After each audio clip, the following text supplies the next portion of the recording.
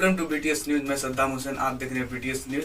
आइए देखिए आज की ताज़ा खबर। The power of any city lies in its people, and the power of Hyderabad lies in us Hyderabadis. And I only want to sincerely appeal to all the Hyderabadis. Let us not get carried away by this political narrative, but let us think who is the most responsible party today in this GHMC elections.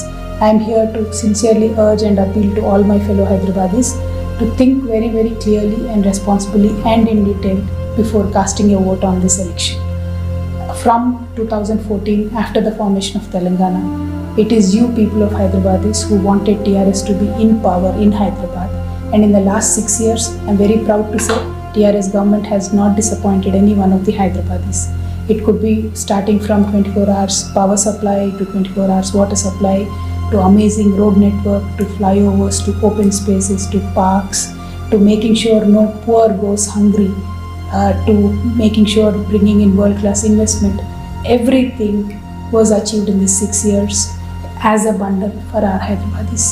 I sincerely want to appeal that it is you who made it possible for TRS to be in power all these 6 years. So responsibly our government could work for the development of Hyderabad. I only want to reappeal to all of you that if you support us TRS party in this upcoming election, the development process can be furthered with a greater vigor. A responsible party being the one who understands the needs of the people, who constantly thrives to work very hard to make sure to put Hyderabad on the world map.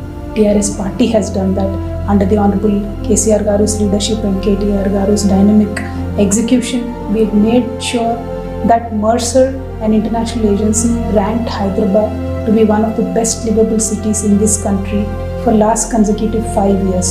If this is not the proof of how the TRS government has worked so far, then what can be, I don't know. So I sincerely, kindly urge all my Hyderabadis just to think about how safe we are today, how the law and order is today in this city, how